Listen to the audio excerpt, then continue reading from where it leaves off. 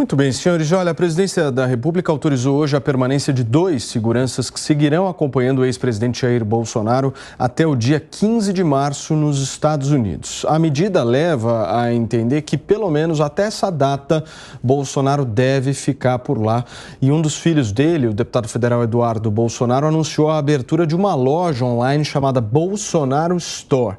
O estabelecimento virtual comercializa 6 produtos assinados pelo ex-presidente da República. O destaque é a pré-venda de calendários de mesa e parede, Piperno, com fotografias do governo. Os artigos contêm o slogan "Nosso sonho segue mais vivo do que nunca". Em discurso feito hoje no evento SA Summit 2023, o ex-presidente Jair Bolsonaro criticou o plano do presidente Lula de se reaproximar de países da África e disse, abre aspas, "O Brasil deve buscar países que podem oferecer alguma coisa", fecha aspas. Palavras de Bolsonaro. Fez também um alerta sobre tradicionais alianças internacionais defendidas pelo Partido dos Trabalhadores. Não podemos, abre aspas, não podemos entrar nesse trenzinho de Cuba, Venezuela, Argentina, Chile, Colômbia.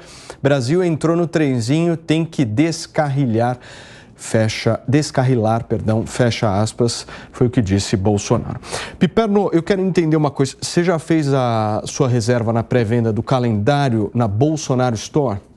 Olha, Paulo, quando eu ouvi essa história de calendário, eu confesso para você, a primeira coisa que eu imaginei, que eu pensei, foram aqueles calendários assim que a gente via lá em borracharia e tal, né? Que eles eram mais animados, né? De melhor gosto, inclusive. Enfim, acho que o Bolsonaro está querendo, quem sabe, ganhar a vida de uma outra forma, né? Porque, afinal de contas, o que ele vai ter de salário do PL, mais a pensão como capitão, mais a aposentadoria lá como deputado, dá uns 70 mil por mês, talvez não seja suficiente. É um direito dele, estamos num mundo capitalista. Ele tem todo o direito de explorar a imagem, como, aliás, ele também tem todo o direito garantido, assegurado por lei, antes que algum gaiato saia criticando aí, de manter esses assessores que estão lá com ele. Ex-presidente da República tem direito de manter essa assessoria, ponto. Isso está na lei. Se isso tem que ser algum dia rediscutido ou não, isso é uma outra história. Por enquanto, a lei garante ao presidente isso. Sobre a discussão do Bolsonaro a respeito de relações internacionais, aí é a mesma coisa que me pedir para discutir, por exemplo, a repartição do átomo. Eu não sou especialista nisso, não tenho ambição e acho que eu não vou aprender nunca. Como o ex-presidente Bolsonaro também não sabe minimamente o que são relações internacionais, porque ele não fez. A não ser encontros com alguns ditadores aí de Oriente Médio. Encontros com ditadores? Muitos. Aliás, ele chamou, por contra exemplo, encontros com ditadores? Não. Aliás, eu disse isso. Paulo Matias, inclusive, me perguntou isso uma vez, mas eu vou chegar à tua pergunta. Eu estava lá no Morning Show, o Paulo Matias foi me sacanear com isso. Mas o Lula encontrou lá Nicarágua, sei lá quem aí, Venezuela e tal. Ora, você como chefe de Estado, você tem que conversar com todos os países amigos, sejam eles ditaduras ou não. Então, quando... O problema é ser amigo, esse é o problema. O problema Por que vai ser amigo? Isso, o problema é quando o Bolsonaro chega para Mohammed bin Salman, aquele ditador da Arábia Saudita que mandou esquartejar jornalistas, fala, meu irmão, isso é um problema. Quando ele vai encontrar o Putin e fala, Putin é da paz, isso realmente é um problema. Agora, ele encontrar o Putin para fazer negócio, aí não tem. Aí ele está cumprindo o papel de chefe de Estado. A questão é a excessiva intimidade. Eu prefiro, por exemplo, que faça como o presidente Lula fez agora. Ele já encontrou o chefe da maior economia do mundo, recebeu um convite para ir lá, vai agora em março visitar a segunda maior economia do mundo, vai em maio para uma reunião do G7 convidado pelo líder japonês, terceira maior economia do mundo, e já recebeu aqui no Brasil Olaf Scholz, o líder da quarta maior economia do mundo e a maior da Europa. Aí sim são relações internacionais bem feitas. Muito bem, Serrão, eu falei aqui da Bolsonaro Store, mas tem também a PT Store vendendo produtos. A gente vê camisetas, tem até roupa de bebê no site do PT. E me chama a atenção o valor da caneca. Se a gente comparar, ambos os sites estão vendendo uma caneca de 325 ml. No caso da versão do ex-presidente Jair Bolsonaro, é 14% mais barata que a de Lula. Está saindo aí R$ 59,90 contra R$ 63,90 da equivalente petista.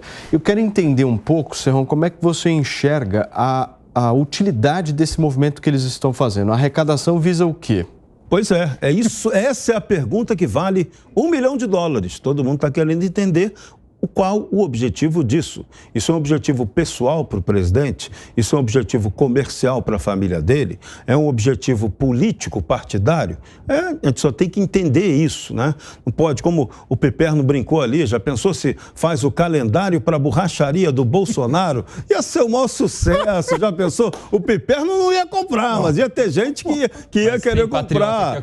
Ia ter, as patriotas iam querer comprar. Não, um calendário da Michele, já pensou? Isso ia vender que nem a água. Então, sabe, tem, para a evangélica bem arrumada, ia vender que nem água. Os evangélicos têm essa prática de venda desse tipo de produto. Não tem nada a ver com evangélico isso aí, não. Não. Todo mundo faz, todo mundo vende esse tipo de produto.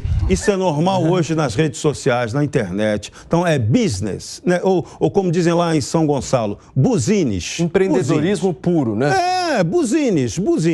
Agora, o que isso acrescenta politicamente? Essa é a pergunta que eu me fiz desde de manhã cedo. Quem sabe o presidente Bolsonaro consegue nos explicar quando ele retornar ao país. Muito bem. Meu querido Nelson Kobayashi, a gente brinca aqui, mas na realidade são as duas forças políticas que polarizaram na eleição de 2022 e que de alguma forma estão tentando fazer com que essa idolatria por ambos permaneça. Só que uma é via legalidade, dentro do que a lei permite, né? A iniciativa privada, o cara vai lá, abre uma loja, vende um produto, é assim que funciona. O outro lado tem um problema sério, né? A gente viu, por exemplo, o jantar do PT com convites a R$20 mil, com um jantar que não custa R$20 mil. Isso é naturalmente, logicamente uma forma de doação para um partido político que frauda os critérios da lei eleitoral. Alguém tem dúvida disso? Alguém tem dúvida de que isso não é uma compra de um convite, que é uma doação? Ou alguém justifica pagar R$20 mil para um buffet comum de casamento, de festa de formatura, algo assim? R$20 mil. A gente viu o PT vendendo essas canequinhas, né? Bem mais cara, então parece até que é um estilo, né? Vender as coisas mais caras do que elas realmente custam. E isso aí a gente vê, às vezes, até no próprio governo. Às vezes, não. Lei da oferta e da procura, não. Lei da oferta e da procura, ué. Lei da oferta e da procura chama-se fraude em algumas, às vezes. Ó. É por isso que tem obras superfaturadas, porque não é oferta e procura. Tudo bem, é pagar mais do que vale. Não vamos discutir o superfaturamento da caneca da Bolsonaro Store. Vamos para a próxima etapa. Não é isso. Mas tem outras coisas. O Bolsonaro, ele é ex-presidente, está vivendo aí, agora vamos supor, dessa loja online. Mas a gente precisa se lembrar de algumas denúncias que viraram processos na justiça, de doações de empreiteira, por exemplo, para o Instituto Lula, que sustentava o presidente Lula quando ele deixou a presidência na última vez. Não estou falando da minha boca, isso é institucional, todo mundo sabe disso, que é público e notório, doações de terreno para compra do Instituto Lula. Mas esse processo já foi todo derrubado, já não tem mais nada disso, está tudo certo. Falando sobre a existência das denúncias. De qualquer forma, a gente está vendo aí uma atividade ilícita que é possível. Agora, o Tribunal Superior Eleitoral deu 48 horas para o PT explicar o negócio dos 20 mil do jantar, não deu? Não deu, não? Deixa eu fazer uma pergunta para vocês bem objetiva.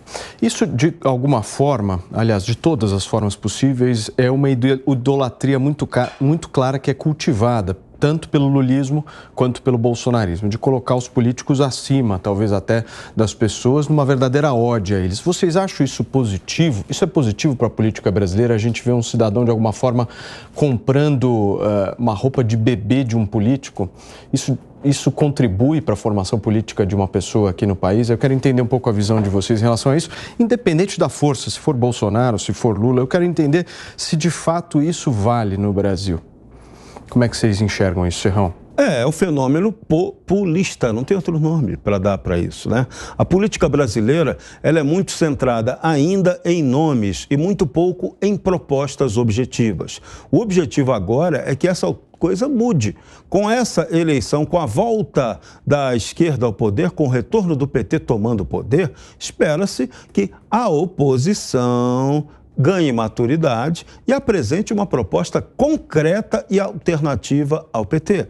Ficar nessa só de exaltação de imagem não leva ninguém a lugar algum. A gente tem que ter uma política. Política é o que fazer. Então, Isso é que a população está cobrando. A população não está preocupada com a idolatria, com a maioria de você fazer exaltação do seu político predileto. Não, o pessoal quer solução objetiva. O pessoal quer a tal da picanha. Picanha! O pessoal quer objetividade, quer coisa material, quer conquista social concreta, também quer cerveja, né? O brasileiro é isso, o brasileiro é totalmente diverso. E a onda populista, ela se aproveita de que uma grande parte da sociedade brasileira é formada por uma massa que não sabe muito bem o que quer, não entende exatamente o que é a política e aí ela usa isso politicamente. Só que a notícia boa, isso está mudando. O nível de mobilização política do brasileiro evoluiu muito de uns tempos para cá.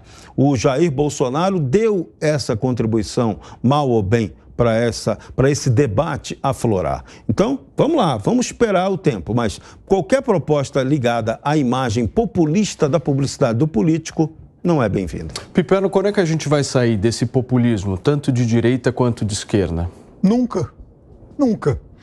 Quem diz que essas relações elas vão se tornar mais civilizadas está redondamente enganado. Aliás, o cientista político, o escritor Moisés Naim, acaba de lançar um livro exatamente para, enfim, discutir também esse fenômeno aí do populismo, porque isso, com a popularização de redes sociais, inclusive, não vai acabar jamais.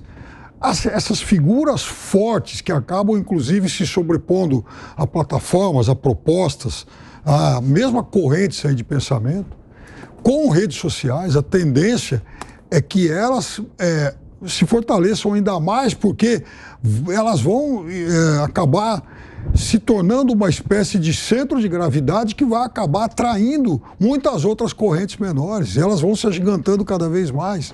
Então, esse fenômeno, a gente vem discutindo principalmente de uns 10 anos, veja, ele não é inédito, mas de uns 10 anos para cá, ele ganhou uma dimensão maior, a gente discute cada vez mais, porque a questão não é quando ele vai acabar, é se haverá espaço para novos populistas, porque um dia vai acabar o Lula, um dia vai acabar o Bolsonaro, e a questão não é se o debate vai ou não ficar mais civilizado depois deles. A questão é saber quem é que vai ser o herdeiro dessas correntes, assim como de Trump, assim como muitos por aí. Mas deixa eu só citar aqui o nosso horário, antes da gente continuar a nossa discussão. São 5h27 nesta segunda-feira aqui na Jovem Pan.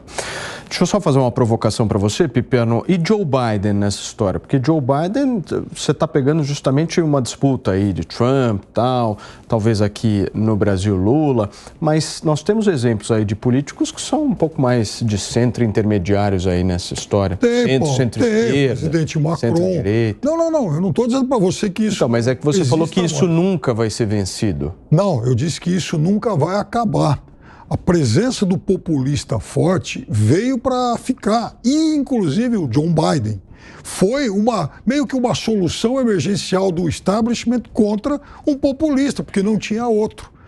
Da mesma forma que, veja, o presidente Macron era tremendamente impopular e o presidente Macron foi a solução quebra-galho, a reeleição dele, para combater um populismo forte que vinha lá com a direita, lá com, enfim, Marine Le Pen.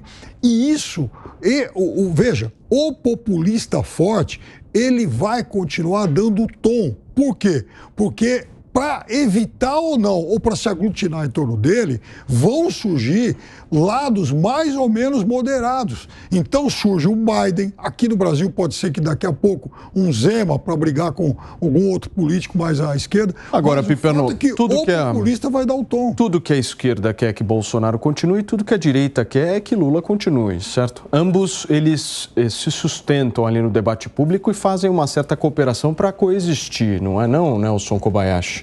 Sim. Como é que você vê isso? Sim, olhando aí para a última década, a gente vê essa polarização indo cada vez para os extremos, né? Então, a extrema-direita faz com que haja a necessidade de uma extrema-esquerda e a extrema-esquerda da direita. Por isso que o Lula gosta muito de falar do Bolsonaro, que é o opositor ideal para ele, que está no outro polo, né?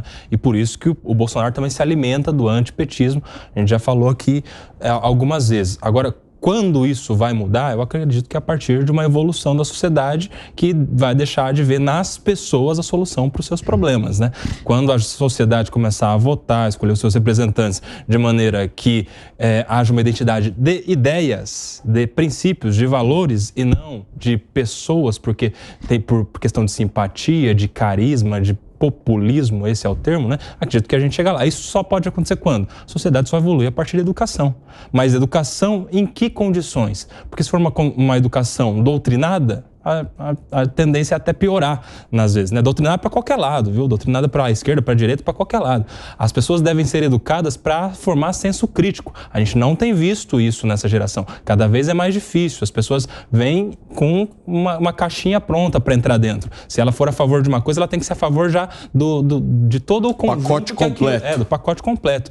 Infelizmente. E aí isso gera uma sociedade muito ruim e isso se reflete na escolha das urnas. A gente tem, por exemplo, aqui na capital de São Paulo, na eleição do finado prefeito Bruno Covas, por exemplo, uma demonstração da sociedade paulistana, por exemplo, de fim de extremos, por exemplo, que é um bom sinal.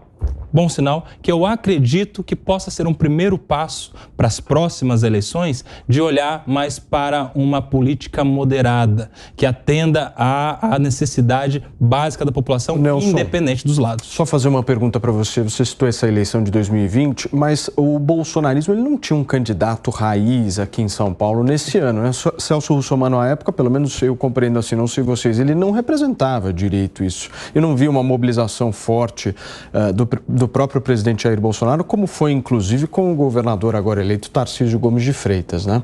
Sim, tinha um apoio velado ali, um apoio mais discreto do presidente Bolsonaro ao então candidato Celso Russomano. Isso não se converteu na campanha política. Aliás, o Russomano ele veio como, né, cada começo de eleição em primeiro lugar nas pesquisas, depois vai caindo.